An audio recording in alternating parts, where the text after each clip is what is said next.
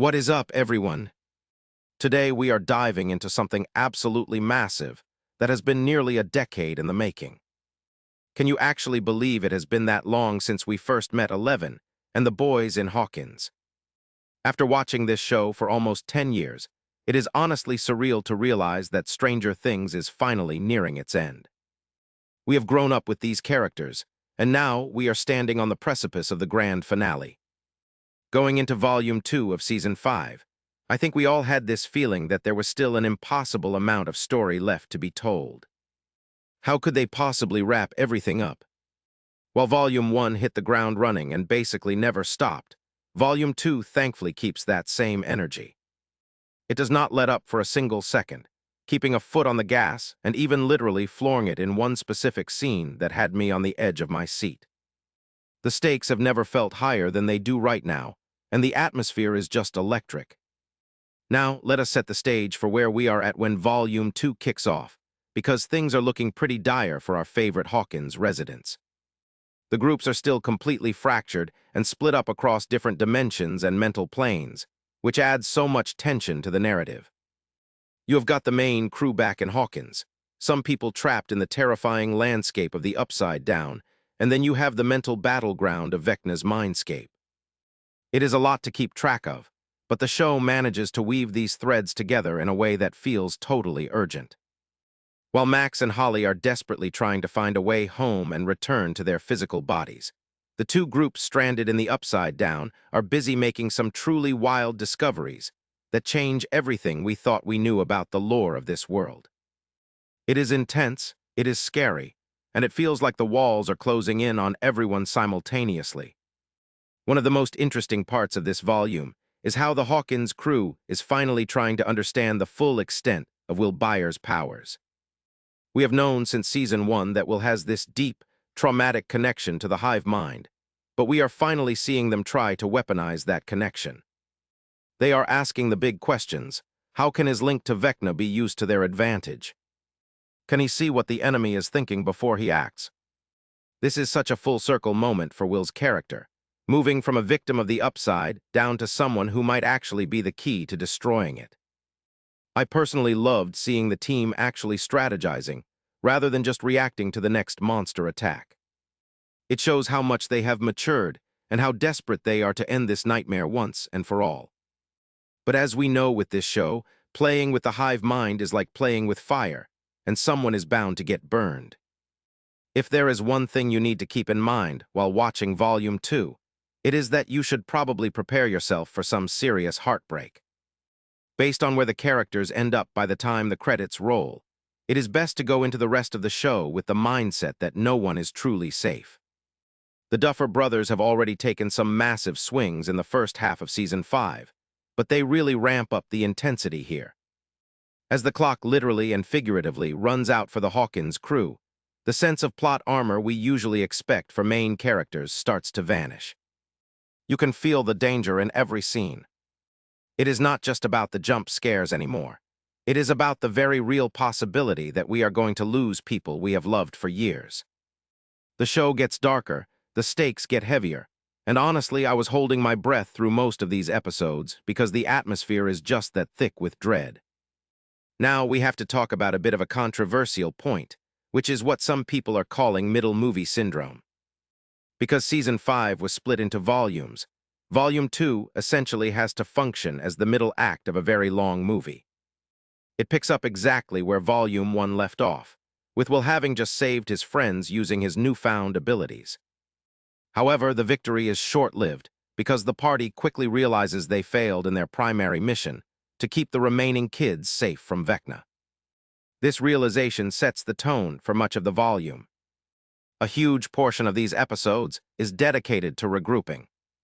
You have characters trying to find each other, characters trying to find a way back home, and characters just trying to survive long enough to make a plan. It creates a very specific type of pacing that feels like a massive build-up to something even bigger, but it does mean we do not get a lot of finality just yet. Volume 2 really leans into its role as the quintessential middle part of the season by embracing heavy exposition and story setup. Think of it like the middle movie of a trilogy, like The Empire Strikes Back or The Two Towers. The various subplots are progressing and moving forward at a steady clip, but there is no real resolution to the major storylines yet. While this is necessary for the story to make sense, it can be a bit frustrating for fans who have been waiting years for answers. Everything is coming together for that final fight against Vecna, but the show is taking its time to make sure every piece is on the right square of the chessboard before the endgame begins. On the bright side, the episodes are all over 1 hour each, and they move relatively fast. There is almost no filler here, which is impressive given the length. Every scene feels like it is contributing something to the overall narrative or character development. I have to be honest with you guys, the release plan for Season 5 has been a bit of a double-edged sword. Falling into that middle movie syndrome was almost inevitable because of how Netflix decided to split the season. After waiting over 3 years since Season 4, splitting the final season into these chunks adds more frustration than suspense for a lot of people. It is a bit ironic, right? Vecna is constantly talking about how it is time and how the end is near, yet the show keeps making us wait to see his grand plan actually reach its climax. We are teased with these massive moments and then told to wait again. While the quality of the production is top tier and the acting is better than ever, the stop-and-start nature of the release schedule does take some of the momentum out of the binge-watching experience that made the show so famous in the first place. Despite those pacing issues I mentioned, do not think for a second that Volume 2 is lacking in heart. This volume is an absolute emotional roller coaster. There are scenes here that serve as a beautiful culmination of years of character growth. We are talking about fists flying, tears flowing, and relationships being tested in ways we have never seen before. And remember, this is just Volume 2. We are not even in the real endgame yet, and the emotional weight is already this heavy. You can tell the actors are giving it their absolute all because they know this is the beginning of the end. There is a sense of finality in the performances, a realization that these characters are facing their ultimate shadows.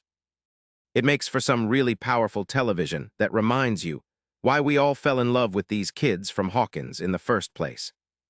One of the standout storylines in this volume centers on the group consisting of Dustin, Steve, Nancy, and Jonathan while they are stuck at the Hawkins lab in the Upside Down. This setting alone is enough to give anyone chills, but the character dynamics here are what really shine. There is a massive amount of tension within this group, and being in a life-or-death situation causes a lot of raw emotions and brutal truths to finally bubble to the surface. We are seeing these characters confront things they have been suppressing for seasons. The conversations they have in the dark corners of that twisted laboratory are going to have a major impact on their relationships moving forward. It is not just about surviving the monsters, it is about surviving each other and the history they all share. It is peak Stranger Things drama, and I was absolutely living for every second of it. However, we do have to talk about the elephant in the room, the cast size. Stranger Things has grown so much over the years, and with so many major characters to follow, it is clearly getting harder for the writers to give everyone the screen time they deserve. In Volume 2, we definitely see some characters being pushed to the side, while others take center stage. It is a difficult balancing act, especially when you are trying to wrap up a decade of storytelling. Even Eleven, who is arguably the most important character in the entire series, seems to have a slightly smaller role in this particular volume. Now, I am sure that is going to change in the series finale where she will likely be the focus, but it is noticeable here. It is the price you pay for having such an amazing ensemble cast, but it does leave you wanting more from certain characters who feel a bit sidelined during these critical moments. So does Volume 2 actually give us the answers we have been dying for? Well, yes and no. We are down to just over 2 hours of total screen time left in the entire series to tie up all these loose ends. Volume 2 does provide some significant answers to long-running questions, particularly regarding Will's connection to the world, Eleven's past, and the true nature of Vecna and the Upside Down. There are some lore drops here that are going to keep theorists busy for months. But in classic Stranger Things fashion, several of these big reveals actually end up creating even bigger questions. Every time we think we understand the rules of the Upside Down, the show throws a curveball that changes the game. It is exciting, but it also makes you wonder how on earth they are going to resolve everything in a single series finale without it feeling rushed. Here is something that has been sparking a lot of discussion in the fandom: the connection to the stage play Stranger Things, The First Shadow. If you did not know, there is a prequel play that tells the story of a young Henry Creel, and Volume 2 of Season 5 connects directly to the events of that play. This is where things get a bit tricky. Some of the mysteries in the show might have already been solved or hinted at in the stage play's canon. If you are the kind of fan who follows every bit of lore, you might have already seen spoilers from the play circulating online. It is an interesting choice by the Duffer Brothers to tie a major TV finale to a theater production that not everyone can see.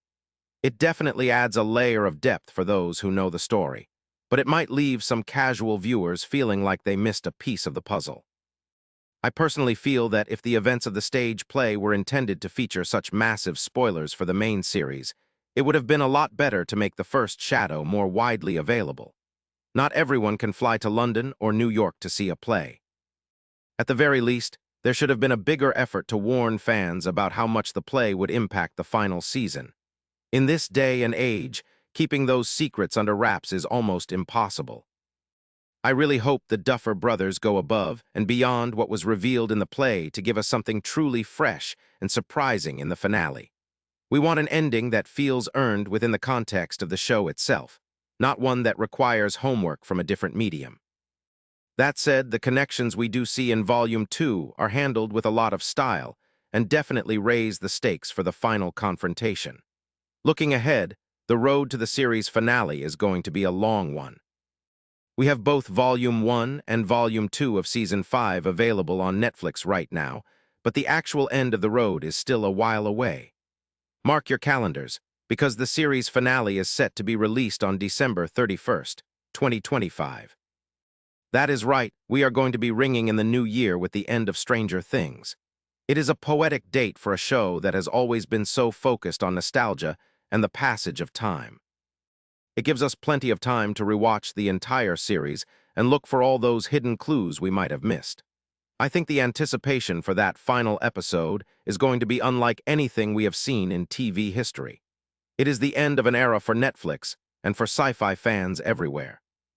So wrapping things up, Volume 2 of Stranger Things Season 5 is a wild, emotional, and sometimes frustrating ride that perfectly sets the stage for the end. It might suffer a bit from that middle chapter feel, but the character moments and the massive lore revelations make it an essential watch. I want to know what you guys think. Were you shocked by the reveals in the laboratory? Who do you think is actually safe heading into the finale? And how do you feel about the connection to the stage play? Let me know your wildest theories in the comments below, because I honestly cannot stop thinking about where this is all going. We have a long wait until December 2025, so let us get the discussion started now. Thanks for hanging out and diving into the Upside Down with me today.